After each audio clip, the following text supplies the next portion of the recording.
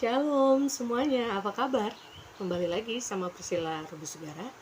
Nah, kali ini seperti yang aku sudah bilang kemarin-kemarin bahwa aku akan menyaksikan gitu ya, kebesaran Tuhan Yesus yang aku sembah.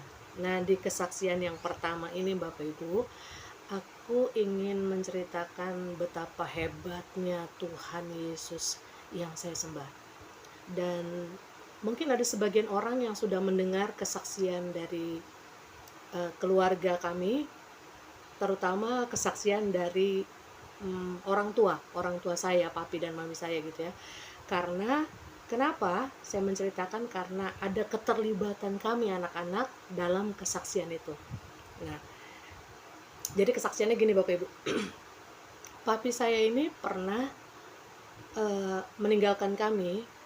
Bapak Robi Sugara itu pernah meninggalkan keluarga selama hampir 14 tahun.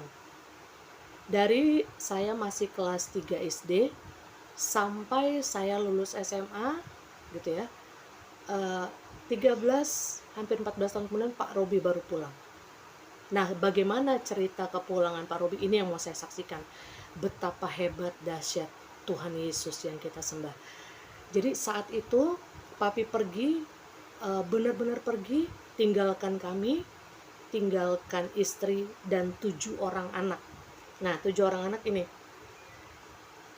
foto saya kakak beradik Bapak Ibu. Saya anak ketiga, saya punya 2 kakak, saya punya 4 adik. Jadi saat Pak Robi pergi, Pak Robi tinggalkan 1 orang istri dan 7 orang anaknya gitu ya. Dan kami bersyukur ketika papi pergi, mami kami tuh biasa bawa kami pergi gereja setiap hari Minggu.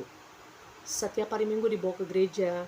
Setiap hari Minggu dibawa ke gereja. Akhirnya kami punya satu kebiasaan baik yang ditanamkan karena dibawa ke gereja gitu. Saat itu ketika kami mulai mengerti arti berdoa, kami mulai berdoa setiap malam Bapak Ibu. Kami dari 7 anak kecil itu, kami berdoa bergandengan tangan setiap malam gitu ya. Kami berdoa dan kami punya 2 pokok doa. Pertama yang kami doakan. 2 pokok doa yang pertama adalah gini. Tuhan, kami mengampuni papi kami Tuhan. Karena dia gak tahu apa yang dia perbuat. Yang kedua kami katakan gini ke Tuhan. Tuhan, kami juga mengampuni wanita yang mengambil papi kami Tuhan. Tuhan tolong kasih wanita itu suami lain supaya papi kami dikembalikan. Ini bahasa kembalikan yang kami taruh di hadapan Tuhan lewat doa Bapak Ibu. Tuhan tuh berperkara dengan bahasa kembalikan itu. Bertahun-tahun kami doakan hal yang sama, bertahun-tahun kami doakan hal yang sama. Dan Tuhan jawab setelah hampir 14 tahun kemudian Bapak Ibu.